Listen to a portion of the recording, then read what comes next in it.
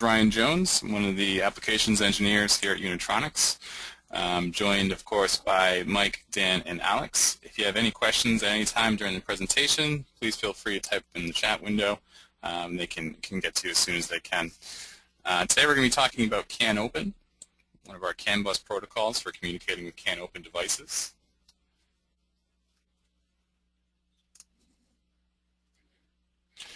CANOpen is definitely a very feature-rich protocol. It has a lot of bells and whistles, so to speak, that you don't see with normal protocols. One key feature is the data can be sent in order of importance.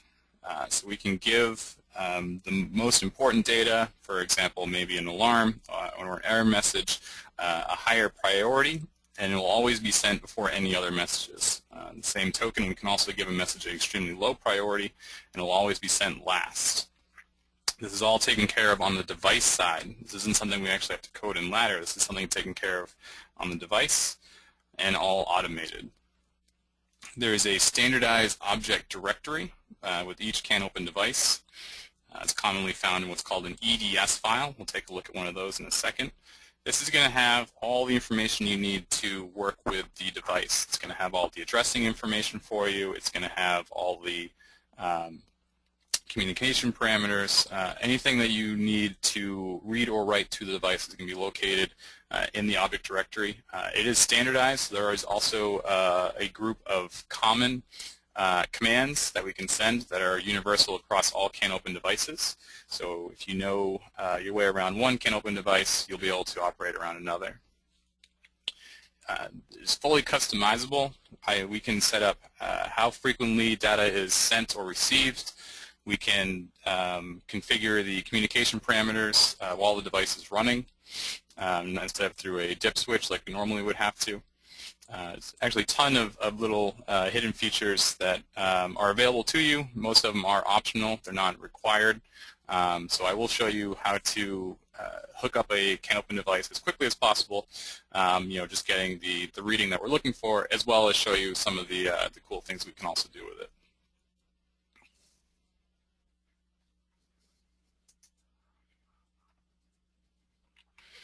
And of course, this is a CAN bus protocol, so we have to follow our proper wiring. We do require there to be a separate 24-volt DC power supply powering the cable. You should not share it with the power supply powering the PLC. This should just be for the cable itself. At each end, similar to all our other CAN bus wirings, you are going to have a 121 ohm terminating resistor at each end. So for example, on my desk here, I have just a Vision 570 hooked up to a CANOpen shaft encoder, and I have a terminating resistor on each of them. If I had a third device in the middle, I would only put them on the two ends. The cable, of course, is a standard device net cable. The resistors as well, they are included in every CAN capable device we sell. It should be included in the box. If not, it's just a regular 121 ohm resistor.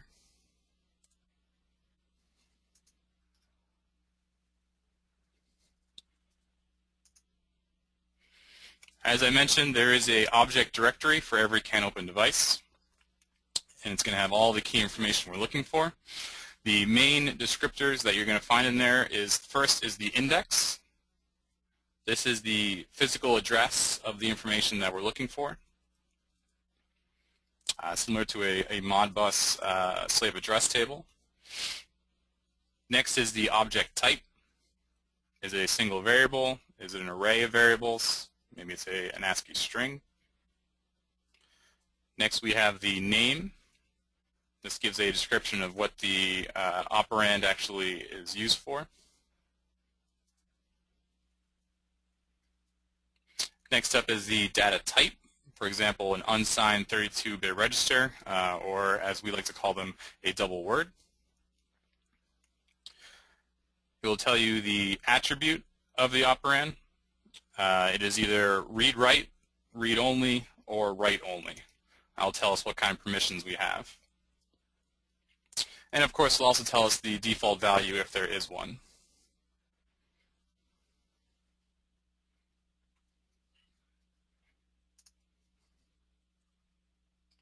Now also with every CANOpen message, before every message there's always going to be what's called the COB ID, short for Communication Object Identifier. What this does is it does two things. First, it's going to tell us which function we're going to run.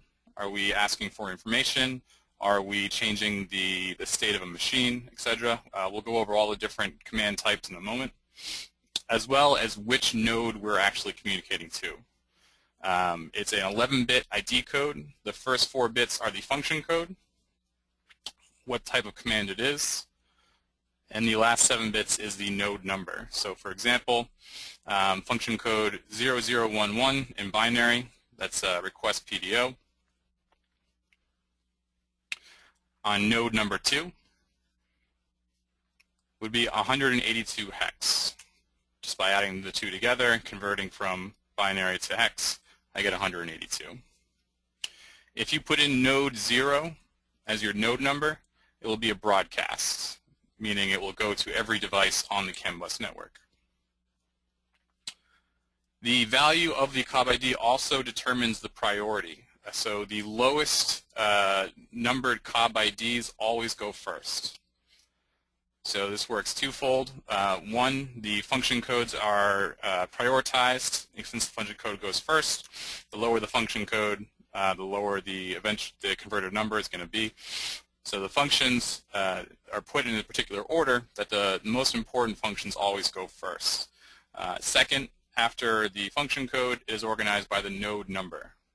So node 1 always gets update first, node 2 second, node 3 third, etc.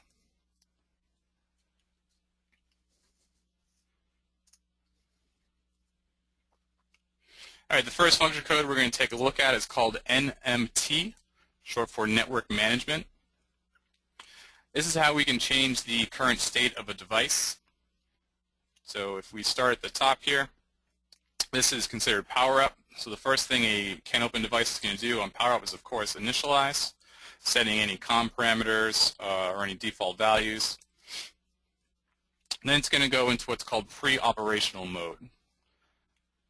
Pre-operational mode is when we can program the device with the settings that we want for our system before it actually starts running. After it's in pre-operational mode, I can then turn it into regular operational mode, which is the regular running state of the device. At any moment, I can stop the device, and it goes into what's called prepared mode. The device will keep any settings that I have programmed into it, but it's going to stop sending out data unless requested. To get the device to start shooting back data again, I'll have to put it back into operational mode. And this little flow chart here just shows you how to get from one to the other.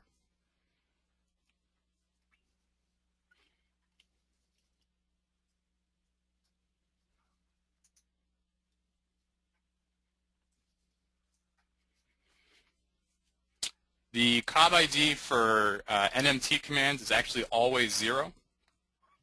Instead, the node number is stored in the message itself. So an NMT command is going to be 2 bytes. Byte 0 is going to be the command, and byte 1 is going to be the node number. For example, command 1 on node 2 would tell node 2 to go into start mode or change its state to operational. There are 2 extra ones I want to point out, 129 and 130.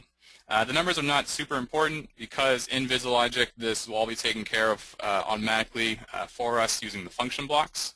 But it is important to understand what is working behind the scenes to just get a better understanding of what's going on. So 129 and 130 are the 2 different resets that we have. Reset node is going to reset the device entirely. It's going to go back to all its factory defaults. If I put in any set points or any custom values into the device, they're all going to go back to their factory defaults.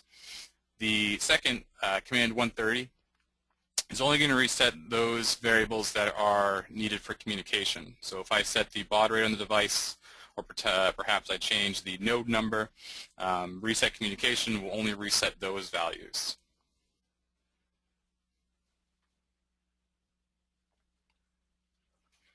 Next we have sync. The sync command will broadcast a heartbeat to all the devices on the CAN bus network. And the devices can be programmed or configured on how to respond to those heartbeats. Oops. For example, I could say that on every sync, I want every device to report back its current values to my master controller. I could have one always report back on every sync. As well, I could have a second device that only reports on every fifth sync. So you can set the timing using the sync.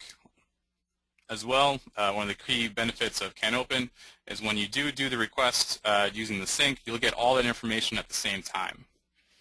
Normally with example Modbus or Modbus IP, we have to connect to each device individually, and we will go in order, so 1, 2, 3, 4, 5, etc. With CANOpen, we get all that information at the same time. Everything is synced up to a heartbeat.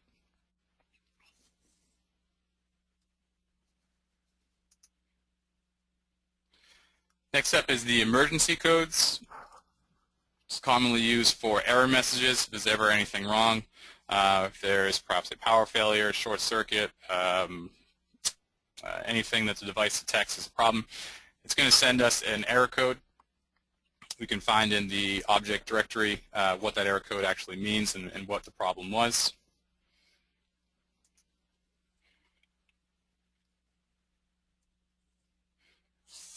And next up is PDO. This is the most important one. This is actually how we're getting the bulk of our information. So for today's example, I have a CANOpen shaft encoder that's measuring position. Every time the position change, it's sending out a PDO. PDO is a packet of all the vital information. So in PDO 1 here, there's actually 3 different ways I can configure the shaft encoder. The default PDO configuration is just to send me the position. So here's the layout of the message. Of course, I always start with the COB ID, and then I get 8 bytes. With the default PDO, the first 4 bytes of that message is going to be the position. I have the option of changing that. I can program it instead that the first 4 bytes will be the position, and the 5th byte is actually going to tell me if certain set points have been reached. So I can set 4 different set points. I will get a 4-bit bitmap telling me which one of those positions has been triggered or not been triggered. Lastly, type 2 is what I actually have it set at right now. The first 4 bytes will be the position, the next 2 will be the current speed, and the last 2 will be the current acceleration.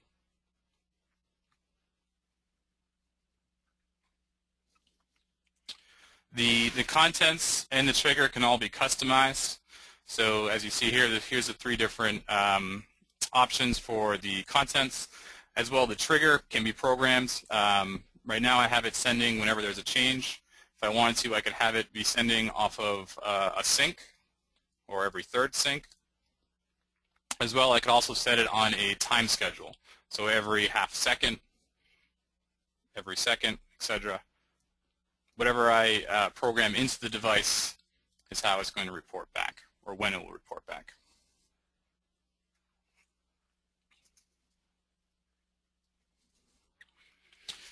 SDO, or Service Data Object, this is how we're going to do with the bulk of our programming to the controller, whereas the PDO is a prepackaged set of data. That's the most important data. The SDO is more of an a la carte method. We're just addressing a particular register that we are either sending to the device or requesting to read from the device. And again, so for example, using the flags on the shaft encoder, this is how I would program in the set points that I plan on using. This is how I can also tell it which PDO style I want to use, the default, the type 1, or the type 2. This is all done using SDO commands. A little bit of terminology, of course. If we're going from the PLC to the CANOpen device, that's considered a download SDO. If I am requesting to read information off the CANOpen device and upload it to the 570, that's considered an upload SDO.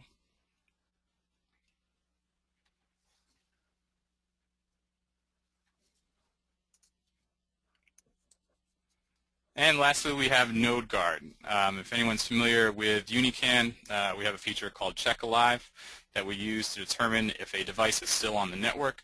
Node Guard is a similar technique for CANOpen.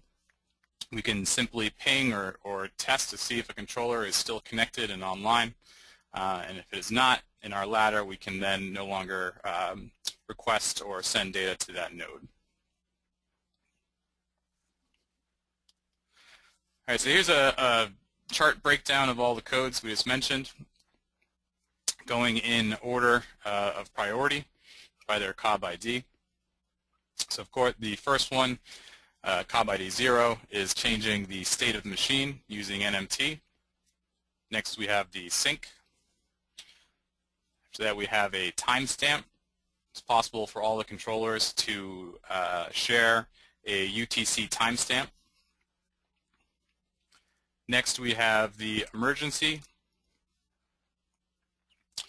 There are 4 PDOs, and a transmit and receive for each.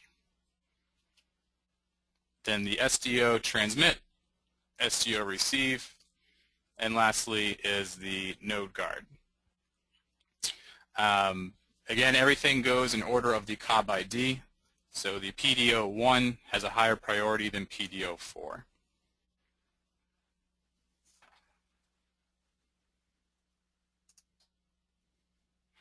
All right, so now let's open up Visilogic and we'll see how to configure our first device.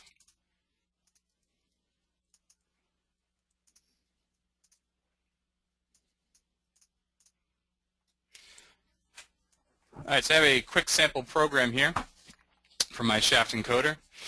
Like with all communications, the first thing we want to do is have an SB2 power-up bit to initialize the PLC for the type of communication we're going to be using. Because it is going to be part of the CAN bus network, it does need a PLC network ID. In this case, I've just defined it to ID 1. Next, I need a common init. I'm initializing the COM port to CANOpen, setting the baud rate to 250 kilobytes. Basically, just have to make sure the baud rate matches what I have set up on the encoder. And next we have the CANOpen configuration. This is where we're going to do the bulk of our configuration. So go ahead and open that. This, of course, is found under COM and CANOpen. All the CANOpen function blocks are going to be in this drop-down here.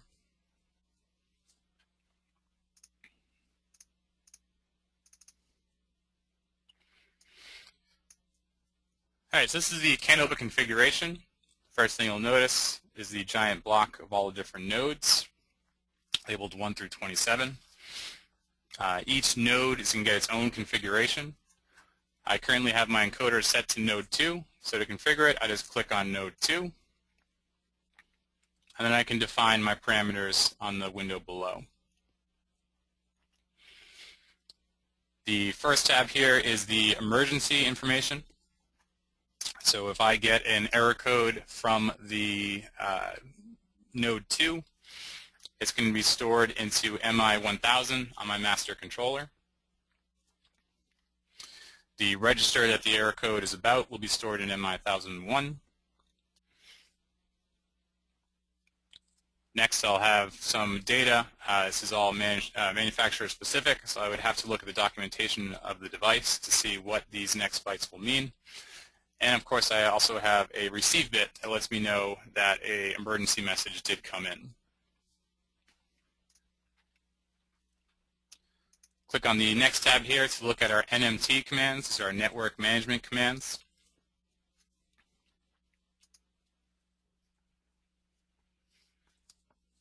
When I request to change the status of a node 2, it's going to report the current status back to me, and it's going to be stored in MI 1003. And of course, as soon as it does, memory bit 1003 is going to go high to let me know that it did.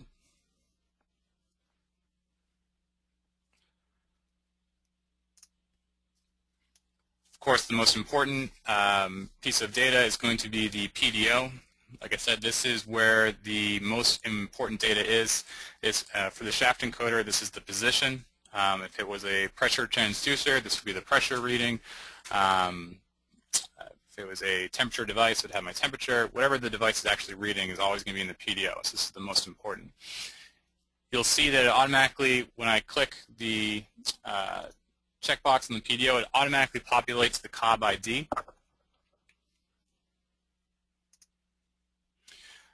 It gave us the number 182. That's because PDO 1 is function code 180, and I'm on node 2. Add the two together, and I get 182. It's in hex, by the way. As soon as that PDO 1 comes in, MB 1004 is going to go high, and it's going to store it into MI 1100.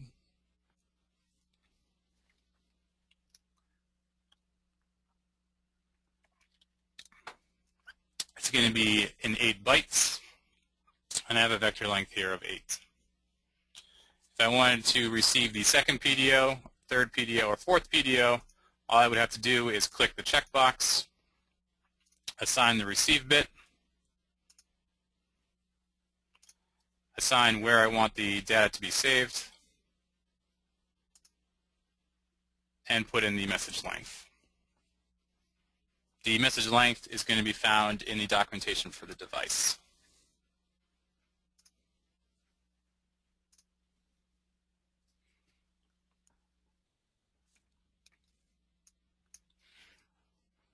The last tab is for transmitting PDOs. This encoder that I have does not have that feature, so you'll see it notices blank here. But if you do have a device that has the ability to receive a PDO from the controller, this is where you would configure it here.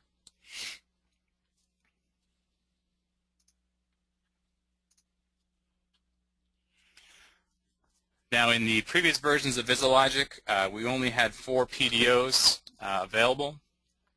Because at the time when it was made, there was very few controllers that had any more than that. We are starting to see a couple more, so in the latest revision of Visilogic, we've now added the ability to assign an indirect COB ID. If you do have, for example, a device with PDO 5, 6, or 7, you can just click the relocate PDO.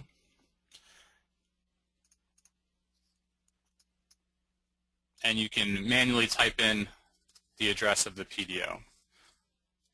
So PDO 5, I could just type in 582.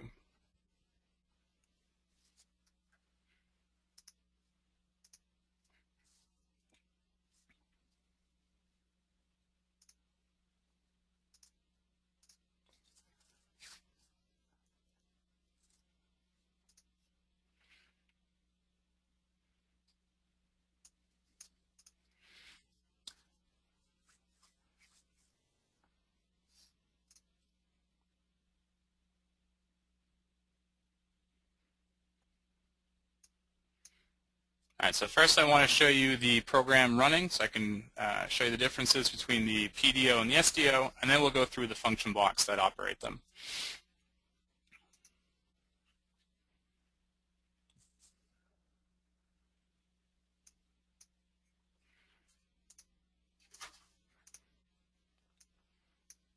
Okay, so here's the HMI screen I have set up.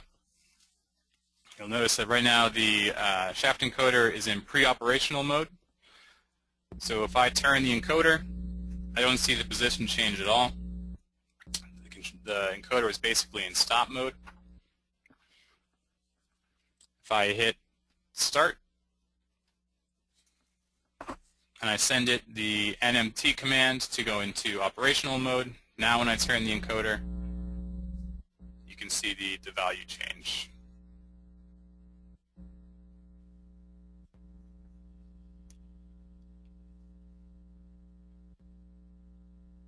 I have the position being stored into my first numeric, then the velocity and the acceleration.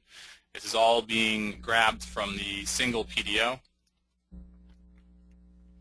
I'm just dividing the first 4 into the position, and then the last 2 into velocity and acceleration.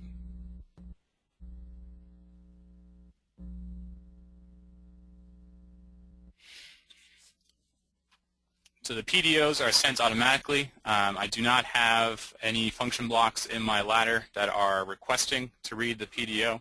As soon as I make a change on the encoder, it's just automatically sent to my PLC.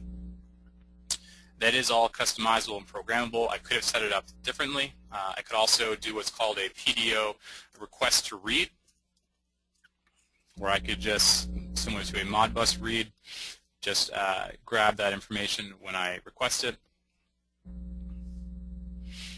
And now I'll show you how the SDO works. So I have a little setup window here where I can directly send a download SDO or an upload SDO based on its index, subindex, and the length. You'll find all the index information in what's commonly called the EDS file. We actually have a built-in EDS file viewer in Visilogic. If you click on Tools, and then click on Uni EDS, I'll show you what the EDS file for this encoder looks like. So this is Uni EDS.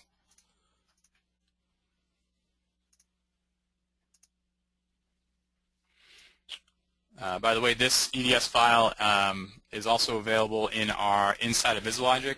If you just go to the examples directory and communication and CANOpen, this is the encoder project, and we have the EDS file along with it. So if you want to experiment and take a look. So when you open it, this is what it's going to look like. So if I click on, we're going to go to the preset value, which is this guy here. So the preset value is basically the home position for the encoder. This is where 0 is going to be. You'll see first is the subindex and the index. The index is the memory location. So if I wanted to change the preset value on this encoder, I would have to address it using the index. Now there's only one value here, so the subindex is 0. But if there were multiple values, you would see subindex 0, 1, 2, 3, etc. In fact, I'll open one real quick that does. This is the PDO communication parameters. You'll notice that the index is the same for all 4, except there's a subindex for each one. So it is possible to hold multiple registers or operands in a single index. So if that is the case, we just need to also include the subindex. I see that the object is a variable. I know that it's the preset value. I know that the data type is an unsigned 32-bit register. So if I'm going to try to send a value to it, I of course want to use a double word. I see that the default value is 0, and that the access is read and write.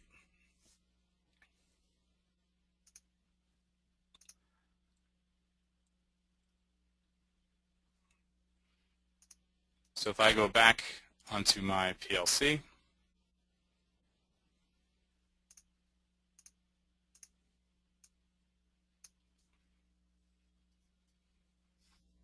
and I put in index 6003, that's the preset value.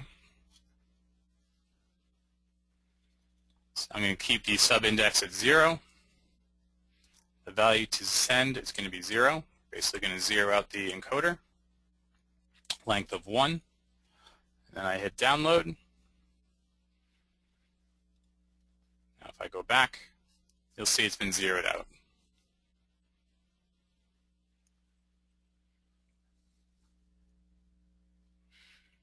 Next, we'll do the upload SDO.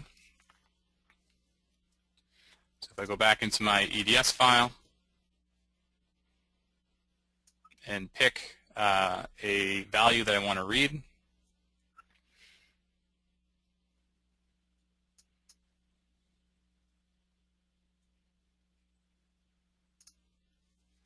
let's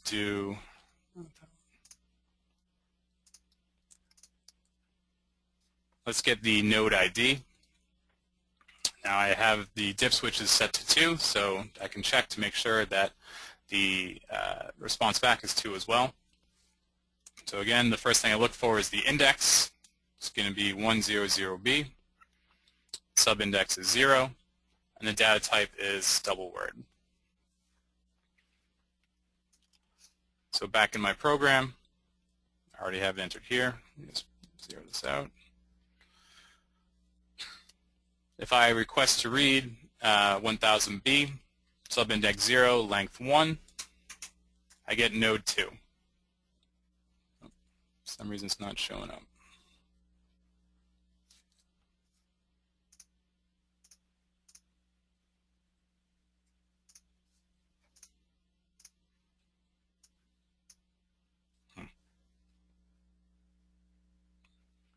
Anyway.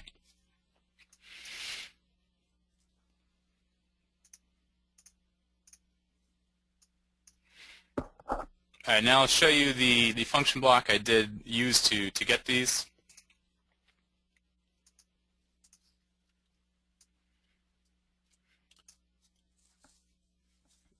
Now in this program, what I have it doing is as soon as the controller powers up, it's immediately sending an SDO to the encoder to tell it that I want to be in type 2. Remember from the presentation, type 2 is position,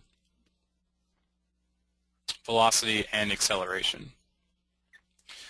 So as soon as the controller powers up, I do have a slight delay to make sure that the CAN bus is also configured and initialized and ready to go. So after 0.1 second, I have a system bit to make sure that the SDO is not in progress. This is system bit 242. Like all of our communications, we always want to make sure that the channel is available before we call on it. And then I have the SDO function block.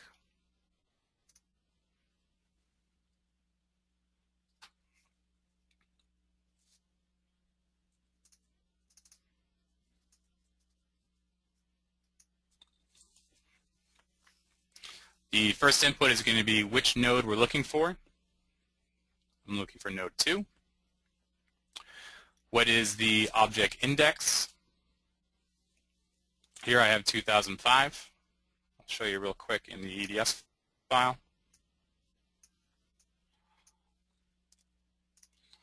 So 2005 is the PDO mapping. And from the documentation that I got with the encoder, I know if I put particular values in here, it will change how the encoder is operating.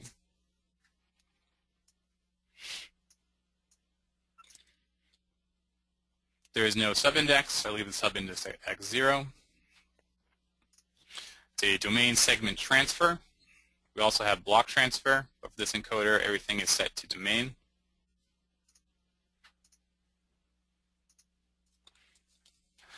Now I select what values from my controller I want to send to it. So it is sending MI 1050 with the power-up value of 2. 2, of course, puts it into type 2.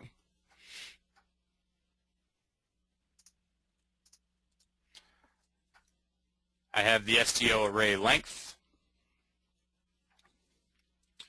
and I can set a timeout in units of 100 milliseconds.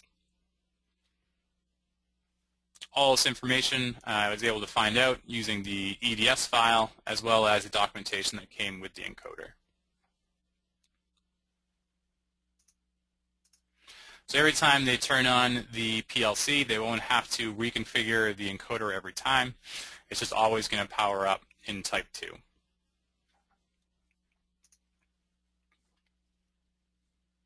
right, now I'll show you how I change the status. So I had the 3 buttons on my HMI screen to determine if it was in stop mode, pre-operational, or start.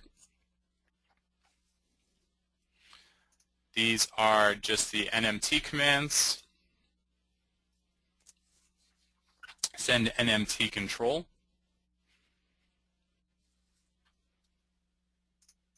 Their busy bit is system bit 292, so I want to make sure that there's no other NMT command currently in operation. If not, go ahead and open it up. Very simple. We just say what node we are referencing and what state we want to put it in. Start, stop, pre-operational, reset, or reset communication. You'll also see the function code on the left there, 1, 2, 128, 129, and 30. Luckily though, Visilogic takes care of all the formatting for us, so we can just use the drop-down to select the right one.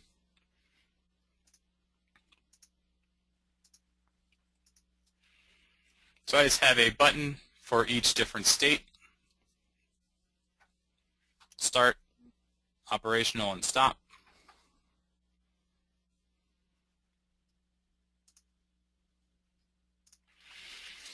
I've also incorporated a node guard to let me know if anything goes wrong on the controller.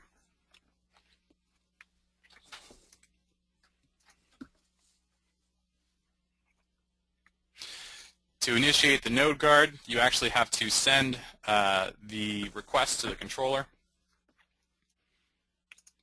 So I'll actually start on the bottom part first. So this is the send NMT node guard. This is going to basically ping the device and see if it gets a response. If I do not get a response, I am setting MB103. If I don't get a response within a half a second, I know that there's a communication problem. To alert the user, I simply just have on my HMI screen the NMT status as a text by pointer. And I've set 255 to be no communication.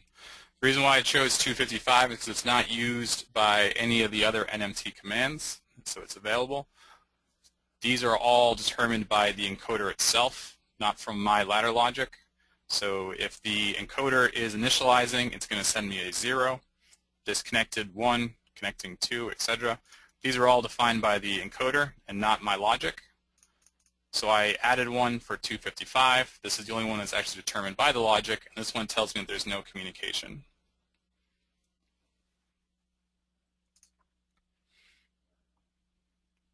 So if I go back online with the controller,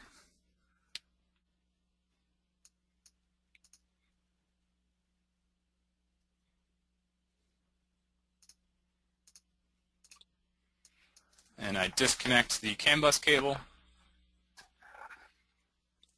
I see no communication. As soon as I reconnect the cable, it goes back into pre-operational.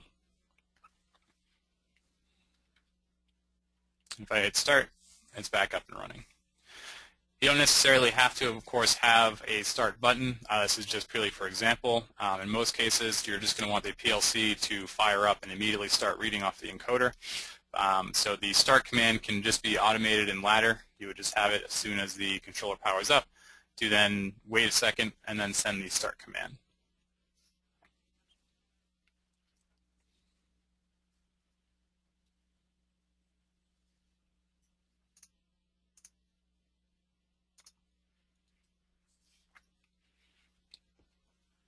Now, one thing you're commonly going to see if we go back to my slide. Oops.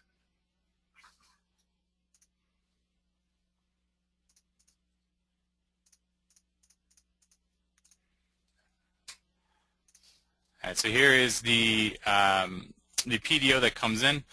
It's just going to come in a packet, basically this 8-byte chunk of data. It's up to me to then use it accordingly. So right now that I have it in type 2, the first 4 bytes is going to be the position, which of course is a double word. The next 2 bytes is speed, and then the last 2 is acceleration. When it gets received in the controller, though, I have it linked to MIs. So this is going to be stored into 4 MIs, not a double word and 2 MIs like I need it to be. So in my program, I'm going to have to tell it how to use these first 4 bytes. To do that, I simply just wrote a small routine here using the copy memory function. So this MI 1100, this is where the PDO was received. I'm going to then store the first 4 bytes. So MI 1100, 1101, 1102, and 1103. I'm going to take those, it actually be 1100, 0, and 1001, because it's 2 bytes per MI. So I'm going to take those first 2 MIs, and I'm going to store them into double word 100. The length here is in bytes, not MIs.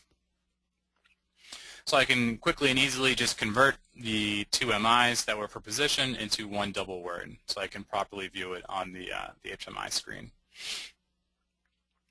The same would be done if it came in as a memory long, a signed 32-bit register, or if it came in as a bitmap. I would have to convert it from the MIs that I received them in into their proper designation.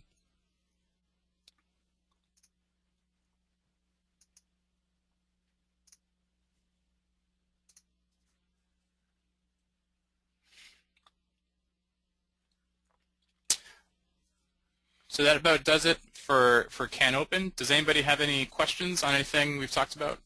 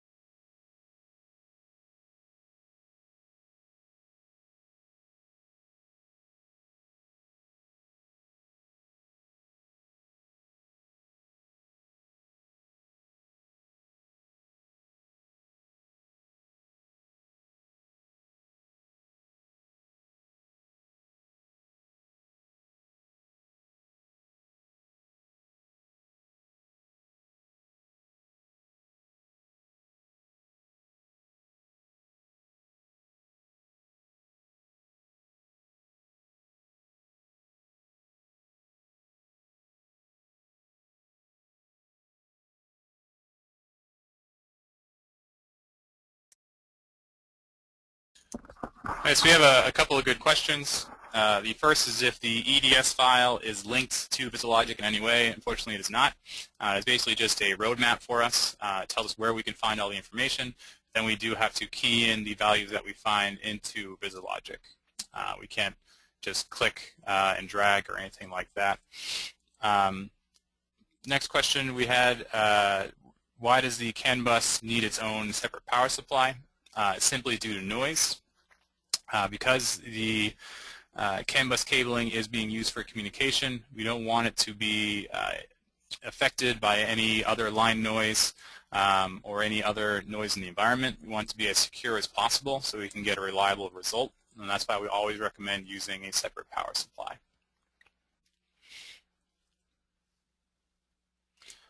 And lastly, are you only limited to 4 devices or 4 PDOs? The answer is no. You can have up to 128 or 127 different devices at any given time. That's just the maximum number of nodes we can assign. Each one can have 4 PDOs operating at any given time, similar to our Ethernet setup, or we can have 4 sockets. If the device has more than 4 PDOs or has a PDO that has a higher number than PDO 1, 2, 3, 4, all we need to do is just use an indirect for the COB ID, and we'll be able to grab any of the PDOs the device has. We can only have 4 defined at a time, but it would not be too difficult to disable or relabel the COB ID of one PDO and basically flop between 2 different PDOs at the same time. For most devices, though, it is pretty rare that you would see more than 4 PDOs or need all 4 of them. So that really should not be a problem in most cases. But if it is, just let us know. We'd be happy to send you a sample program.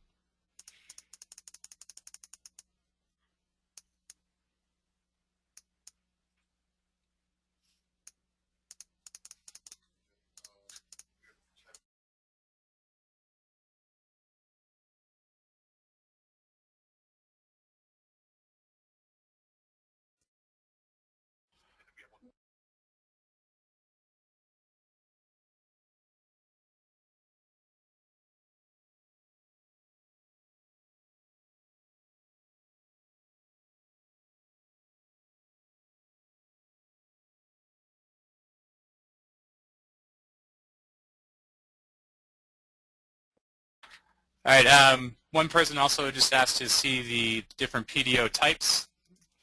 Show that again. So this is just for my encoder. This is not for all PDO devices. This just happens to be true for the one that I have.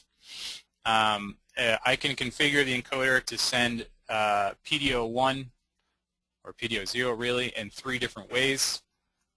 The default is going to be just to send me the position. Using a SDO, I can change that to type 1, which will be position as well as set points that have been reached. And lastly, the position, the speed, and the acceleration. Again, that's all unique to the encoder itself. That's not a CANOpen standard. That's just for this particular encoder. Most CANOpen devices, though, do have a lot of customization options for their PDOs. So just look into the tech sheet or the installation guide for your particular device, and you'll see the different PDO options that it has.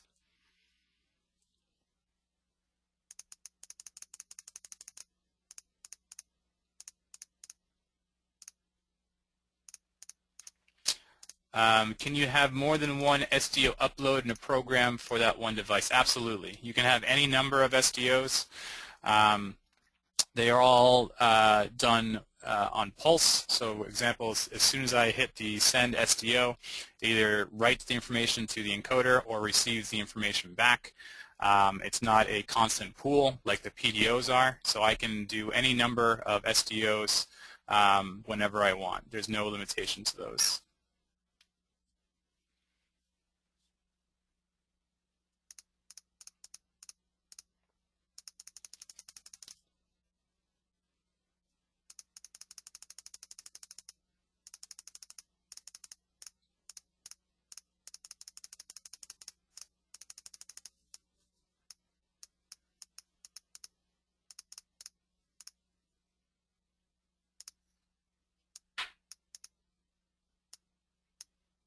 Right, if there are no further questions, thank you everybody for attending.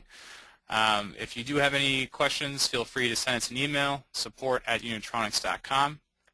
We'll try to get this video up on our website as well as soon as we finish editing it.